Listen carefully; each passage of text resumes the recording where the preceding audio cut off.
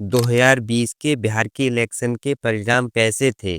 कौन से गठबंधन ने बहुमत हासिल की थी? कौन सी पार्टी कितनी सीटों पर चुनाव लड़ी थी? और वो कितनी सीटें जीतने में सफल हुई थी? तो दोस्तों इस वीडियो में हम यही जानेंगे, जिससे आप सिचुएशन को देखते हुए 2025 के इलेक्शन का अनुमान लगा सकते हैं। तो चलिए शुरू करते हैं। बिहार में 2020 का इलेक्शन 3 चरणों में हुआ था।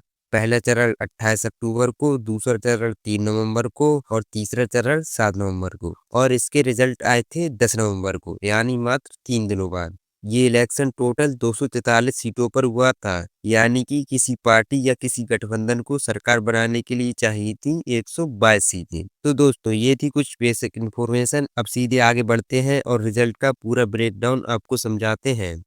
तो देखो, 2020 का बिहार का इलेक्शन मुख्य दो गठबंधनों के बीच हुआ था। पहला था एनडीए गठबंधन और दूसरा था महागठबंधन। तो आइए एक एक करके इन्हें देखते हैं। पहले देखते हैं एनडीए गठबंधन को, जिसमें 4 पार्टियां शामिल थीं: बीजेपी, जेडीयू, एचएएमएस और बीआईपी। इन्होंने टोटल मिलाकर 125 सीटें जीती थीं, बहुमत से मात्र 3 सीटें ज्यादा। तो आइए देखते हैं कि कौन सी पार्टी कितनी सीटों पर चुनाव लड़ी थी और उसने कितनी सीटें जीती थी।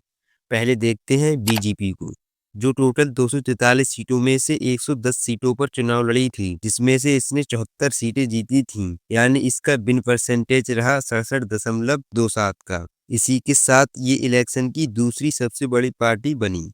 फिर है जेडीयू, जो टोटल 115 सीटों पर चुनाव लड़ी थी, जिसमें से ये सिर्फ 43 सीटें ही जीत पाई थी, यानी इसका विन परसेंटेज रहा 37.39 का। फिर है बीआईपी, यानी विकासशील इंसान पार्टी, जो टोटल 11 सीटों पर चुनाव लड़ी थी, जिसमें से ये सिर्फ 4 सीटें ही जीत पाई थी, यानी इसका विन परसेंटेज रहा 36.36 का।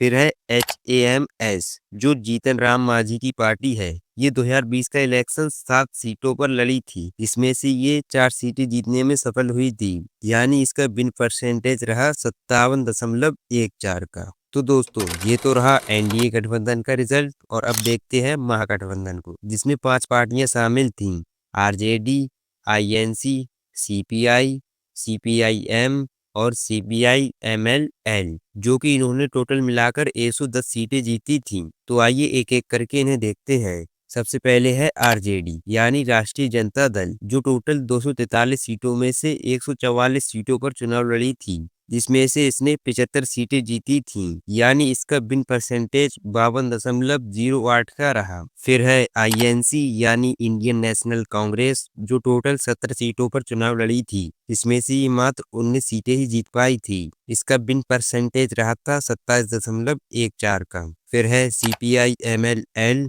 जो टोटल 19 सीटों पर चुनाव लड़ी थी, जिसमें से ये 12 सीटें जीतने में सफल हुई थी, जिसका विन परसेंटेज रहा था 63.15 का। फिर है सीपीआई, जो टोटल 6 सीटों पर चुनाव लड़ी थी, जिसमें से ये 2 सीटें जीतने में सफल हुई थी, जिसका विन परसेंटेज रहा था 33.33 का। और फिर है सीपीआई एम, जो टोटल 4 सीटों पर चुनाव लड़ी थी, इसमें से इसने 2 सीटें जीती थी, यानी इसका विन परसेंटेज रहा था 50% का।